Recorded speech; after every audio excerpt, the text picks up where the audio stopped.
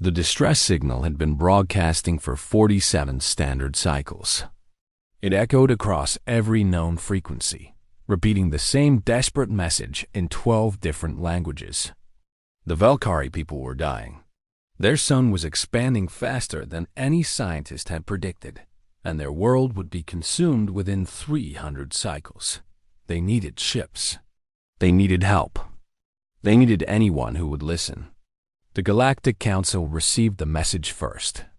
They held an emergency session that lasted exactly 1 hour. The senior representatives from the core worlds spoke in measured tones about resource allocation and political complications. The Valkyrie were a minor species, they said. Their planet sat in a strategically unimportant sector. The cost of evacuation would exceed the economic benefit of saving them. The motion to assist was voted down 17-3. The council moved on to discuss trade agreements.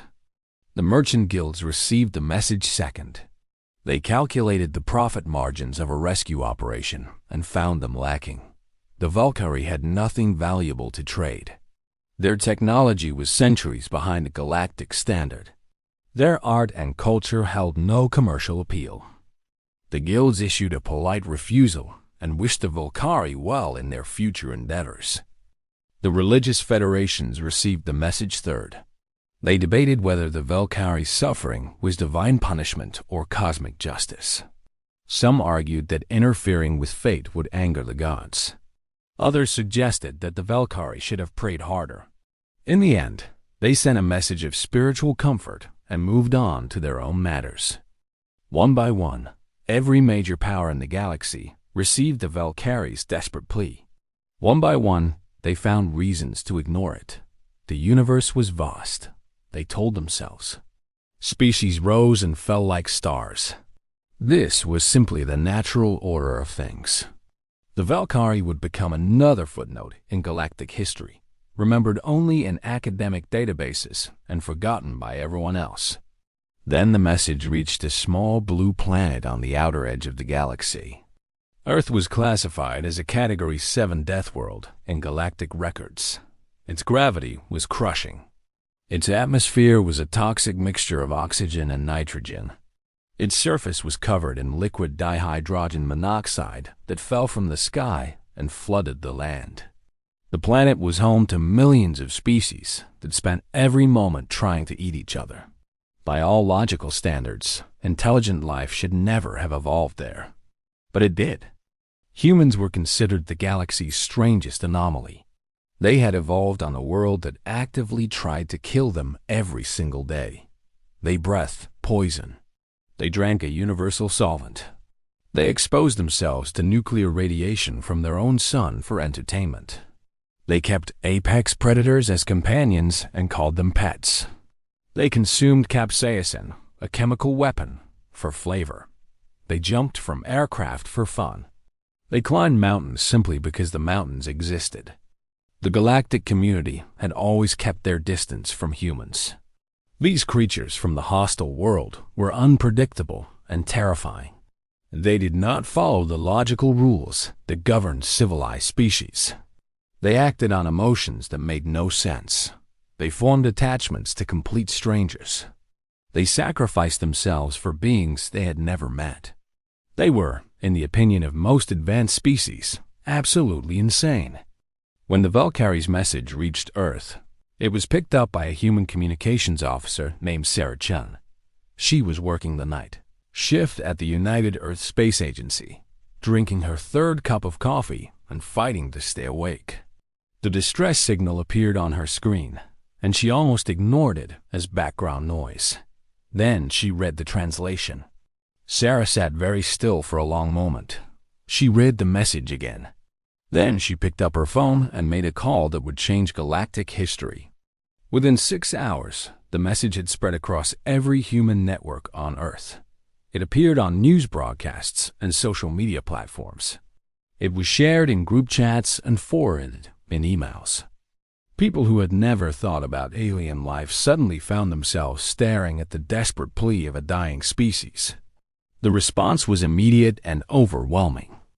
Governments that had been arguing about borders and budgets suddenly found common ground. Military forces that had been preparing for conflicts with each other started coordinating rescue operations. Private companies offered their cargo ships for evacuation. Civilians volunteered their savings and their time.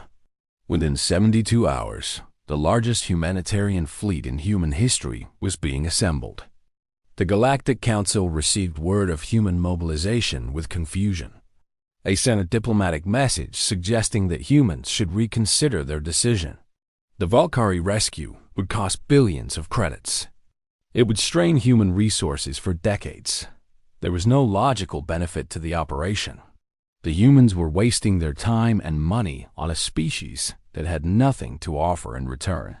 The human response was simple. They did not need a reason. They did not need a benefit. Someone was asking for help, and they were going to provide it. The first human ships arrived in Valkyrie space after a journey of 43 cycles. They were not elegant vessels. They were cargo freighters and converted passenger liners and military transports that had been hastily retrofitted for evacuation. They were ugly, impractical, and filled with humans who had traveled across the galaxy to save complete strangers. The Valkyrie had expected no one to come. They had made peace with their extinction. They had recorded their history and their culture and their memories, hoping that someday someone might find them and remember that they had existed. When the human fleet appeared in their sky, they did not understand what they were seeing. Captain Marcus Ocantio was the first human to set foot on Valkyrie soil. He was a tall man with dark skin and gray hair, and he had spent 30 years transporting cargo across human space. When the Valkyrie leader approached him, her 6 arms trembling with emotion, Marcus simply smiled and said the words that would be remembered for centuries. "We got your message. We came as fast as we could. Let's get your people to safety." The evacuation took 112 cycles. Human ships flew endless routes between Valkyrie Prime and the designated colony worlds. Human engineers worked alongside Valkyrie scientists to solve problems that had never been solved before. Human doctors treated Valkyrie patients with techniques they invented on the spot. Human soldiers protected vulnerable refugees from pirates who saw the chaos as an opportunity. The Galactic Council watched these events with growing discomfort. They had expected the humans to fail. They had expected the operation to collapse under its own weight. Instead, they witnessed something that challenged everything they believed about the universe. Humans were not efficient. They made mistakes constantly. Their technology was crude compared to galactic standards. Their planning was chaotic, and their execution was messy. But they never stopped. They never gave up. When a problem appeared, they found a way around it. When a ship broke down, they fixed it with whatever parts they had available. When someone died, they mourned briefly and then returned to work with even greater determination. The final evacuation ship left Valkyrie Prime just 14 cycles before the expanding sun consumed the planet. 800 million Valkyrie had been saved. Every single one of them owed their life to creatures from a hostile world who had crossed the galaxy to answer a plea that everyone else had ignored. The galaxy was forced to confront an uncomfortable truth. The civilized species, the advanced races, the enlightened powers who had built the Galactic Council and the merchant guilds and the religious federations, they had let an entire species die without lifting a finger. They had calculated costs and weighed benefits and found a way to justify their inaction. They had wrapped their cowardice in logic and called it wisdom.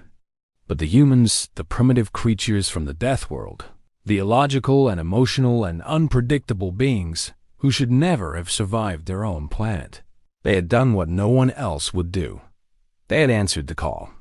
They had saved the Valkyrie not because it made sense, but because it was right. The Valkyrie built their new civilization on a world they named New Hope. At the center of their capital city, they erected a monument to their rescuers. It was a simple stone pillar with words carved in both Valkyrie script and human English. The message read, "When the universe ignored our pleas, Those from the hostile world did not. We will never forget. Representatives from the Galactic Council visited the monument years later. They stood before it in silence, reading the words over and over again. Some felt shame. Others felt confusion. A few felt something they could not name, a stirring in their hearts that they had never experienced before. One by one, something began to change across the galaxy. Species that had always kept their distance from humans started reaching out. Civilizations that had dismissed humans as primitive savages began to reconsider their assumptions. The galaxy had always believed that advanced societies were defined by their technology and their wealth and their power. The humans had shown them a different definition. True advancement was not measured in credits or weapons or territory. It was measured in compassion. It was measured in the willingness to help those who could not help themselves. It was measured in the simple act of answering a call for help, even when there was no logical reason to do so.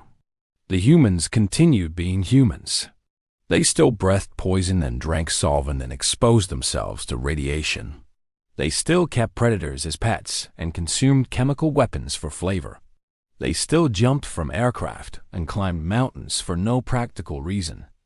They were still absolutely insane by galactic standards. But now the galaxy understood something important about that insanity. Humans did not survive their death world despite their emotions. They survived because of them. Their compassion was not a weakness. It was their greatest strength. Their willingness to care about strangers, to fight for the helpless, to answer calls that logic said they should ignore. This was what made them different from every other species in the known universe. The Valkyrie prospered on their new world. They developed new technologies and new art forms and new philosophies. They became respected members of the galactic community. But they never forgot where they came from, and they never forgot who had saved them. Every year, on the anniversary of their rescue, they held a ceremony at the monument in their capital. They invited human ambassadors and played human music and shared human food. They told their children the story of the creatures from the hostile world who had crossed the galaxy to save them when everyone else had looked away. And somewhere, on a small blue planet on the outer edge of the galaxy, humans continued to be exactly who they had always been. They argued with each other and fought with each other and sometimes disappointed each other. But when they heard someone crying for help, they answered. They always answered. Because that was what humans did. The universe had ignored the Valkyrie's pleas. Those from the hostile world had not. And that single choice, that moment of compassion in a cold and indifferent galaxy, had changed everything.